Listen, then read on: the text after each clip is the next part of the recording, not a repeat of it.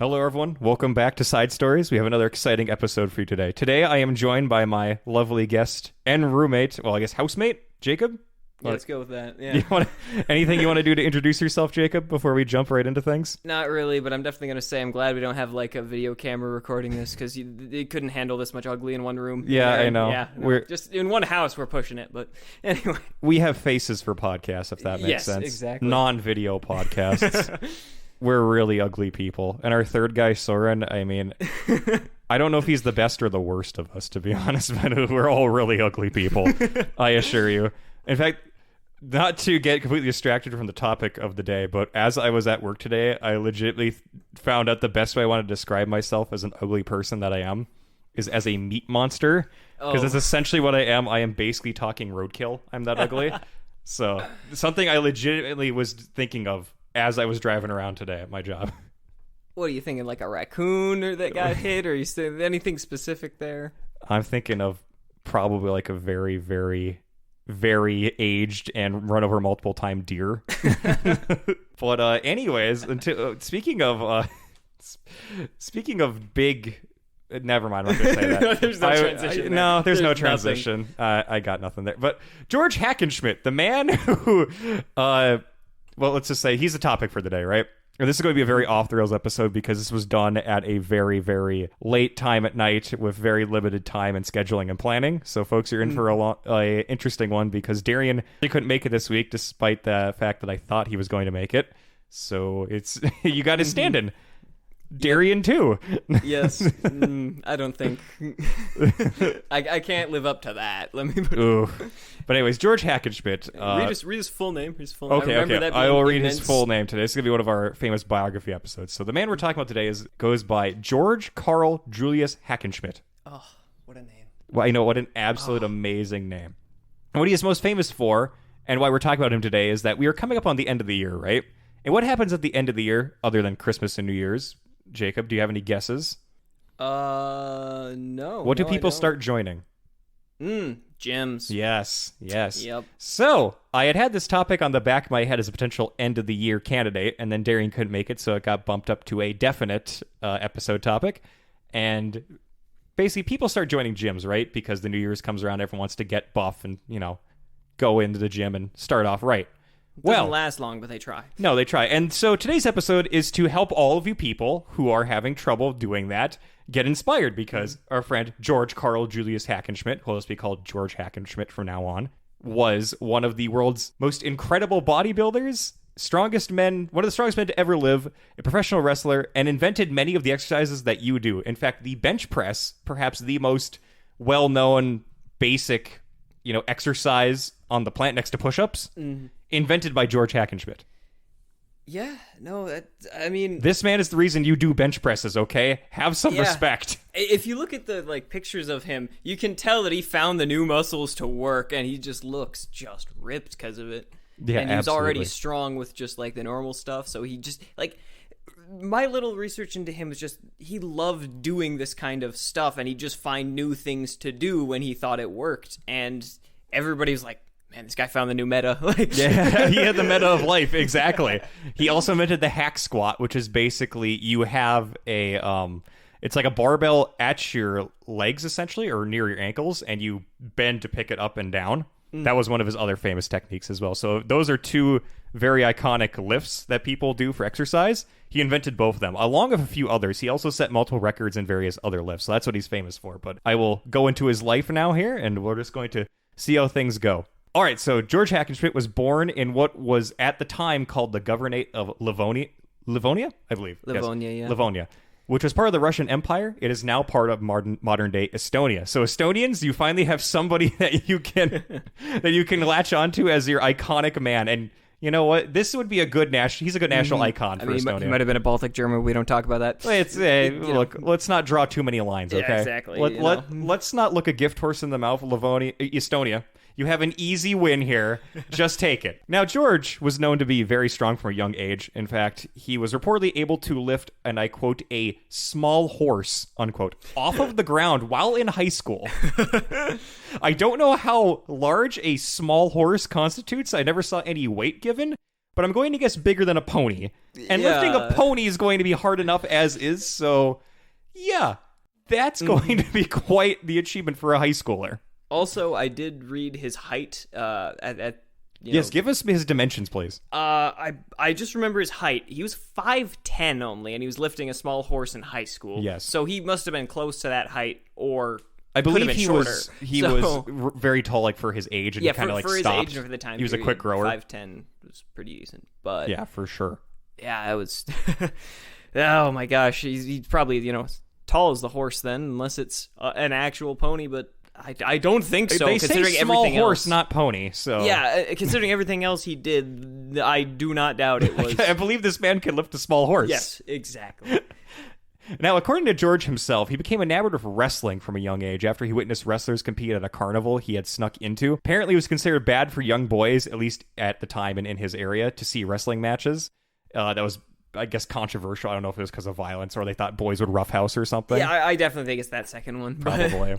But that would stop George because he snuck in, he sat in the back of the stands, and apparently he smeared, I guess, I don't know, paint or dirt, or he said he just smeared up his face. It didn't describe exactly what, in order to disguise himself.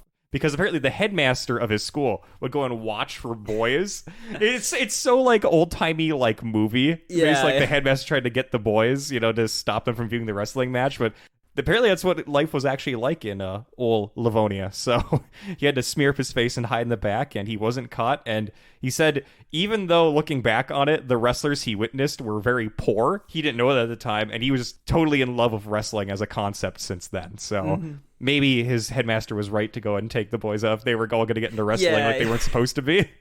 Well, because if I remember right, George himself had said something along the lines of, in the interview we're reading, which I'm assuming you link these with the podcast. Yeah, I'll link it in the description. So you'll be able to see that. That's definitely the most interesting source that I found. But he said that he was last in everything else in school, aside from wrestling, and he was second in singing until his voice dropped and he couldn't do it anymore. Yes, I have a little bit on his singing, actually. I'm glad you brought that because the next thing I was about to talk about. So he said that he was a good singer, but apparently he blew out his voice, apparently as his voice like dropped one day during class, and his structure became very mad. And that apparently dissuaded George from pursuing any sort of career or life in singing. He just thought that, I'm all in on wrestling now. The voice has changed too much. It's too hard. People are getting mad at me. I'm good at wrestling. This is what I'm in for. I'm going to become, basically an incredible strong man. But interestingly, he didn't start to pursue the dream of wrestling right away. He actually at first became a cyclist. Yes, I remember that. Yes. That was very interesting. Because he was still lifting at the time. Yes, he too. was. So he was like the buffest cyclist ever. Like, he was very big for a cyclist. Yeah, the whole like meta of being, slim and, aerodynamic. He didn't care. No. He was just going to be a big wad of meat on a bike just powering through it. And he did actually win multiple championships in cycling in the local area. And I think probably in like, I guess for what lack of a better term, regionals or whatever you would call it. Yeah. But and again, as you said, he continued to lift weights during that time. What had happened was that he would cycle, but of course, in the colder months, there's not much cycling going on, especially up in, the Baltics. Yeah. So what he would do is he would lift weights in the off season, and eventually he loved for lack of a better term, strain or you kind of overtaxing your muscles, the feel of actual doing work when you're lifting, and pumping iron, doing that sort of thing. He loved that so much that eventually he just dropped cycling altogether and just kept doing weightlifting and wrestling because he felt that was his true passion. And he went on, he actually got started in wrestling and sort of like early bodybuilding. Bodybuilding wasn't exactly like a fully professional thing quite yet when he started out. It would become that in his lifetime. Yeah. It was more like strongman shows at festivals, which he did perform at, and he would lift like gigantic weights. I think, especially for the time, like lifting 200 pounds was almost unheard of. Yeah. He would do that at festivals one-handed. He had a one-hand 200 curl. By the way, he was born in he's born in the late 1800s. He lived to be 90 years old. He died in the 1960s. So do the math from that. I apologize. Again, this is a very slapdash episode, but you can figure out when he was born as the 18 that decade. From there, he went on to become, again, one of the most strongest athletes in the world. So again, went from there. He became a very famous professional wrestler. This is during the time of catch wrestling, and this is before wrestling became what we know now as pro wrestling, which is a rigged form of entertainment, or I guess scripted form of entertainment, which is still athletics and still dangerous and violent, but it's not a legitimate sporting contest. Back in the day, it was. And interestingly, George was the first ever world championship wrestler. He was the first world champion. I did not know that. Yes, and in fact, that old championship belt, like that title, is actually part of the lineage of the modern WWE title. Huh. Because what happened, and again, wrestling is its own very big topic, so I'm not going to get lost in the weeds too much, but I did want to mention this because wrestling for that title actually survived the shift from wrestling as a legitimate competition into like what was now known as sports entertainment. Yeah. And that belt lasted so long. I think it went into the 60s or 70s still being contested for. So when he died, as it was still around. Yeah, as legitimate sporting competitions. But that belt is part of the lineage of the NWA title, which I believe is the National Wrestling Alliance, which is the sports entertainment. Like, that was one of the first really big sports entertainment, I guess, associations out there in the U.S. And that belt, can trace its lineage back to the original world title. Mm-hmm. So the original world title goes to the NWA, which eventually makes its way to the WWE. Yeah. So that is all connected. And that's also why George himself is in the WWE Hall of Fame.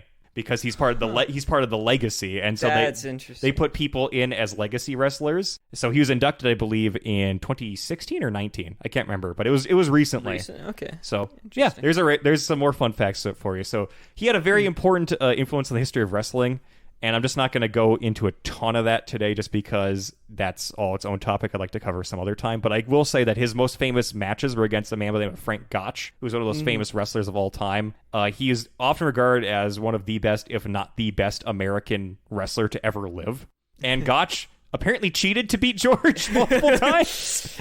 Apparently Gotch, or at least Gotch's manager, at one point paid somebody who George Hackenschmidt was training against to injure his leg. And then Gotch knew that his leg was injured, and he basically worked the leg the entire match. Ooh. So that's how he beat Hackenschmidt, is he basically injured him before the match. At least according to George, that's what happened, and other sources, because I believe Gotch's manager fessed up to that years later. Yeah. They had two matches. One of the first match they had, Hackenschmidt and Gotch, was 2 hours long. It was just a complete slobber knocker of a match to steal something from good old JR there. If you know your wrestling, people who do will get that. And then the second match, I think it was 20-ish minutes, and that's the one where Hackenschmidt's leg was injured. Mm-hmm. So those were the two famous. It was a famous wrestling rivalry, one of the first really big ones.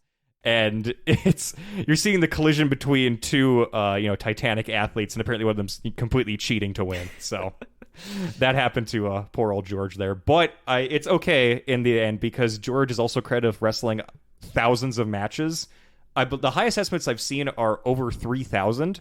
It's definitely in the thousands. And you know how many he lost? In the single digits. Oh, boy. He Less won. Than wow. It was maybe 5. 2 of which were to Gotch, and in one of which he was cheated against. Yeah. So George was such an animal, right? That he only lost maybe 5 wrestling matches out of roughly 3,000. That is how tough this man was.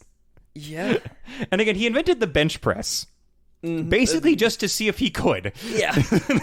Because he just put a weight, literally, he didn't even use a bench. He laid on the ground. Yeah, he laid on the ground for it. And lifted up. Yeah. That's all he did. Just put a bunch of weight and lift it up. And I think his highest bench ever was like 350. Yeah, it was something. It was something insane. His first bench was like 270. I know some people are probably looking at modern records and thinking that might not be insane. It's still really high, even for modern standards. That's still crazy, 350 bench. But I don't know what the record is. But seriously, this was again in the 1800s. That's unheard of. No one pre-World War I for sure. Yeah, absolutely. Pre-World War I 350-pound bench, dude. You're literally Hercules. Yeah. Also, if you look up photos of Hackenschmidt, he looked like Hercules. He legitimately could have been. He was also nicknamed the Russian Lion for that reason, is because he was just that strong. Now, Hackenschmidt, again, in his times of basically breaking every lifting world record he could, just because he could, and entertaining himself with that, he eventually dropped out of wrestling after Gotch cheated him the second time, and he decided then, Jacob, what did he do? I think you know.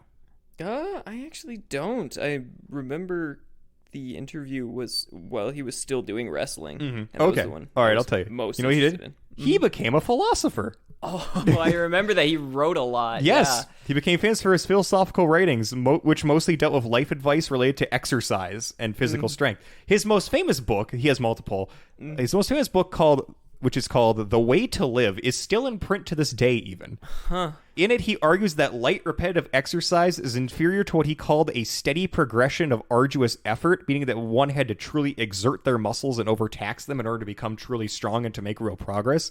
So you couldn't just rely on, something that was relatively easy to keep your, like, oh, this will make you stronger. Yeah. That keeps your strength up, but it doesn't, truly progress you. Yeah. And that may seem like something that's really obvious, now. But again, this is back, in the 1800s and, 1900s. Multiple theories back then competed at what the best way to build muscle was. And a lot of cyclists and, other sort of like sprinters often at the time apparently believed that what you just had to do was just keep doing repetitive lighter exercises to keep your, that'll make you grow. Yeah, yeah. And then Hackenschmidt, again, who I'm assuming most modern bodybuilders would agree with, says that no, you have to overtax yourself. You have to eventually keep building yourself up and up and up, and that's how you're going to actually build true strength and muscle. And he goes on in the book about how there's a difference between tests of endurance and tests of strength.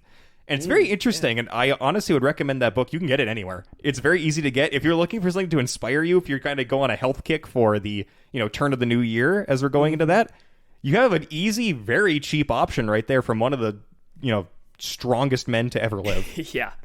So, if you want to go for that, that's an easy one. Do you have anything to add, Jacob? That's pretty much all the stuff I had about him. I know, I apologize to the viewers. This wasn't exactly a full-blown autobiography.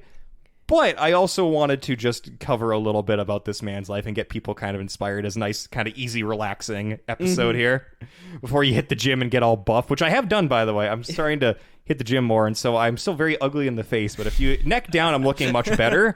So that's a good start. There's improvement. There's improvement again. Neck down, I'm pretty good. Neck up, it's that's the deer carcass thing I was talking about. Ugh. It's not pretty at all. Taking George to heart and building up. Yeah, building up.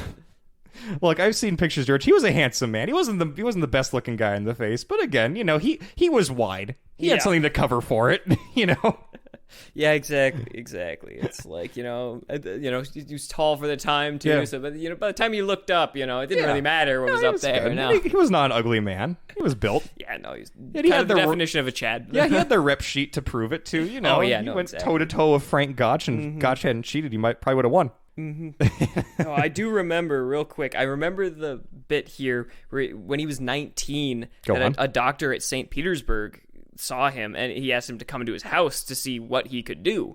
And so we went. There was a lot of people there. He was kind of showing off, and they had dinner first. And he drank some wine, and he'd never drank before. So it went to his head. So when the time came to lift, he just broke 3 world records because he just wasn't thinking clearly of what he can do and can't do. So he just went for it. So what records did he break? Do you know? I believe it was... No, it doesn't say which ones. But this is from his own words. Okay. So... Also, he's probably a little too drunk to really remember. So he just broke 3 random lifting records while he was hammered. Yeah. Off wine? My God. First time he drank, so he didn't know how much he could have, of course. That doesn't surprise me at all because he also advocated sexual moderation.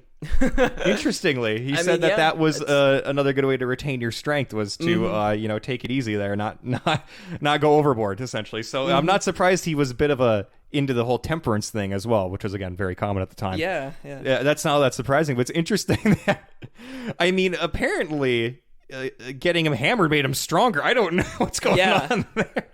It removed his inebriations and he could just lift anything. It just took away all those mental limits he had on himself. It's just like, it's just, there's a lot of people that show off a little, Yeah, that reminds me. Did you ever watch? Okay, this is a slightly random aside, but I will relate it back to the topic at hand. Did you ever watch the 1990s Superman cartoon? No.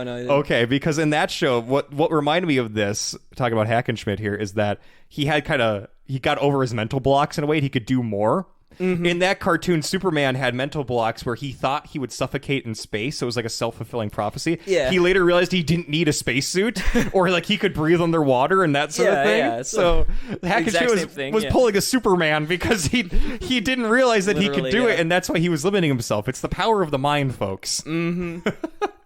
Yeah, so, this is definitely not an advocation for going out and getting hammered and then lifting, but, like, it worked for one strong guy, so statistically it could happen. What we're telling you here is that you should get strong first. Yes, exactly. Get strong first, and then then maybe break a few limits if you think you can. Maybe. I think the true message is to get over your own mental blocks, not by abusing substances, but by becoming more self-fulfilled. But, I guess if the other thing works for you, I'm probably not going to be around to stop you. Not that I advocate for it, nor would George, but, it's funny. So, anything else we had to add about him? Because I know it's pretty much just a random collection of facts about George Hackenschmidt, but that's kind of the best way to talk about him, because even in his interviews, they ask him questions, he just kind of lists like, oh yeah, there was this one time I did this, and then the next thing is, oh yeah, this other time I did this. Pretty much the only way to talk about the guy. Yeah, he didn't really lead like a especially linear life. He just kind of went around throwing people and wrestling people. Like, that's just what he did. That was that's all he needed to do. He lifted horses. He friggin', he broke world records because he could. He invented the bench press. Like, this guy, he left a trail of glory for us all to follow, and we don't even need to read like a biography of him to get it. It's like, the full story as soon as you hear invented bench press lifted horse. That's all you need. That's his life right there. Yeah, like he lived a darn long life and left this world that's still at the top of his game. Apparently, even his old age, what was it? I think because he could jump over an entire like dinner chair, like a dining chair. He could jump over that in like his 80s. Wow. Yeah, that was like his vertical. He could do that, I think, like, what was it, up to 30, 40 times? He was so fit even in his later days. He like never stopped. He was like a shrew, just always going. And I guess just one day, eventually, he just dropped dead. It was just too much for him. His soul could no longer be contained by his body. Yeah. That's apparently just how he went. Is just that was it. That sounds about right. He went too much. Honestly.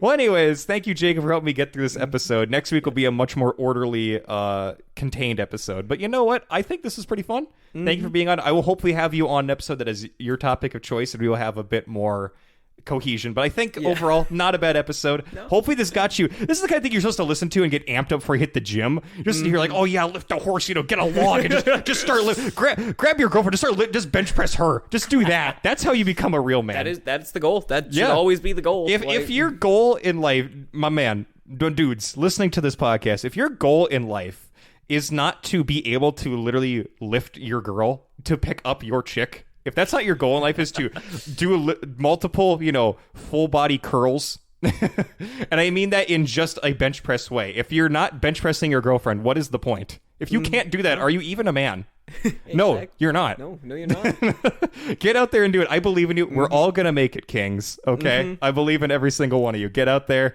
Get swole. Do people say that anymore? I always say buff now. People say get swole? I have no idea. I don't know. We'll figure. Who knows? Let me know. Leave a comment if you still say swole.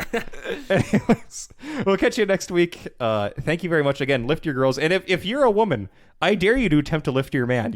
If you can do it, that's incredible. That's a feather in your cap. If you can lift up your man, especially if he can lift you. If you can both lift each other, you're supposed to lift each other up. Yeah, exactly. Literally lift each other in up. a marriage. If you can literally do that, that is the whole goal right there, and you can. A wonderful, happy message from Side Stories to marital bliss right there. Yep. All right, folks, we will catch you later.